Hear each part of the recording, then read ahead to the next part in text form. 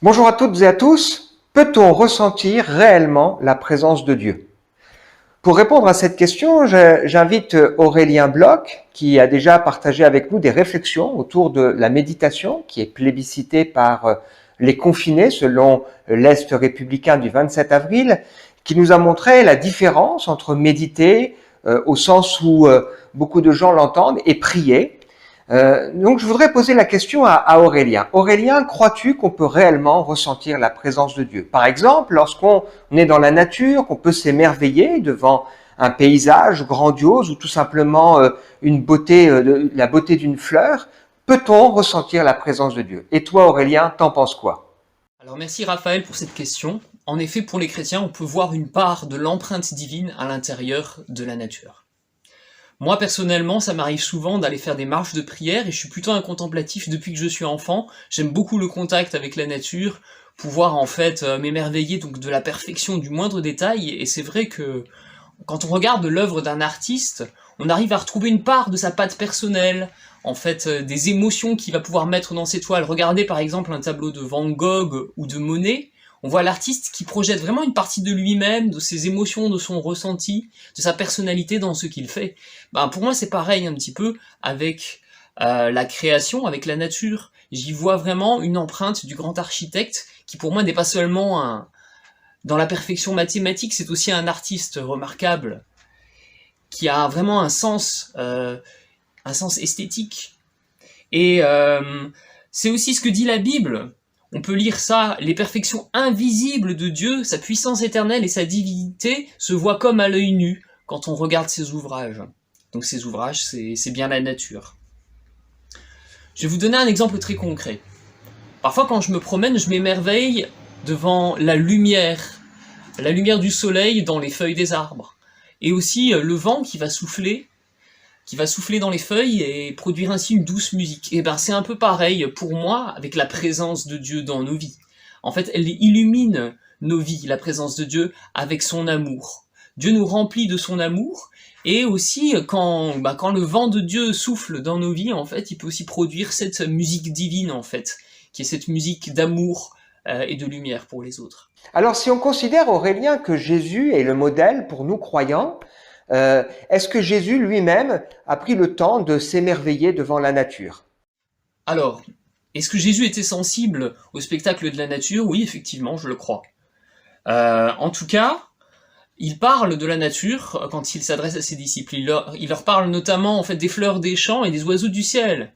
Et quand il regarde à ce spectacle de la nature, Jésus il y trouve une source de paix, parce qu'il y voit la bonté de son Père du ciel. Par exemple, en fait, ce qu'il dit, c'est si ainsi l'herbe des champs est revêtue, alors que demain elle va sécher, et qu'elle est ainsi revêtue d'une parure royale, et ben vous aussi, ne vous inquiétez pas pour le vêtement. Donc Jésus lui-même savait que Dieu allait pourvoir à ses besoins de nourriture. Il disait si Dieu pourvoit ainsi aux besoins de nourriture des oiseaux, il le fera aussi pour moi, et il le fera aussi pour vous. Et vous pouvez vous adresser à lui, à votre Père Céleste, en lui disant, en lui remettant tous vos besoins. Il dit ceci aussi comme modèle de prière, Jésus. Ne vous inquiétez de rien, car votre Père Céleste sait ce dont vous avez besoin, mais en toute chose, faites connaître à Dieu vos besoins, et ainsi il vous donnera sa paix. Le lendemain aura soin de lui-même, à chaque jour suffit sa peine. Merci Aurélien de nous rappeler cette promesse. Dieu sait de quoi nous avons besoin, mais est-ce que ça veut dire que Dieu est sensible aussi à ce qu'on ressent? Oui, comment ressentir la présence de Dieu dans nos vies? Je pense que c'est une bonne question. Et bien pour pouvoir avoir l'assurance que Dieu est présent dans nos vies, et pour pouvoir vraiment ressentir sa présence, je pense qu'il y a un secret, c'est de regarder à la personne de Jésus. Donc Dieu le Père, on peut pas le voir face à face. Par contre, la personne de Dieu, elle nous est rendue visible, le cœur de Dieu nous est rendu visible à travers Dieu le Fils, qui est donc Jésus, qui est venu dans un corps d'humain, pour pouvoir nous rejoindre dans nos besoins, dans notre ressenti. Et quand on regarde à Jésus, on voit que dans toute sa vie, il a été pleinement présent aux besoins des hommes. Déjà, il mangeait et buvait avec tous, il n'avait aucun jugement, aucun a priori, aucun préjugé sur les personnes. Il se laissait pas non plus submerger par les besoins des hommes parce qu'il vivait une relation d'intimité avec son Père. Et cette relation d'intimité que Jésus vivait avec son Père du ciel, il nous appelle à y rentrer nous aussi. Et il y a une parole, une promesse de Jésus que j'aimerais vous transmettre. Lui aussi nous invite donc à l'intimité, avec lui et avec son Père. Et il dit ceci, « Je te laisse la paix, je te donne ma paix. Moi je ne te donne pas comme ce monde donne. Que ton cœur ne se trouble pas et ne s'alarme pas.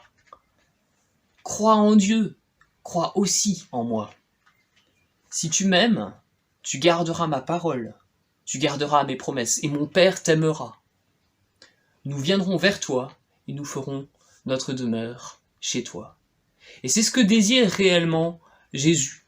Par l'intermédiaire de son Saint-Esprit qu'il t'envoie, il voudrait réellement habiter dans ton cœur et dans ta vie. Encore faut-il que tu lui fasses de la place, que tu recherches sa présence et que tu l'accueilles. Et alors sa présence pour toi, sa présence à toi, deviendra concrète, parce que Jésus est le pleinement présent. Alors si tu souhaites vraiment en savoir plus sur la méditation, sur la prière, sur comment avoir une relation intime avec Dieu, moi je connais une personne qui s'appelle Raphaël, donc qui est responsable de Café Change, et qui a ce type de relation avec Dieu. Donc je t'invite à faire un tour à Café Change et à boire un café avec Raphaël pour pouvoir parler de ça.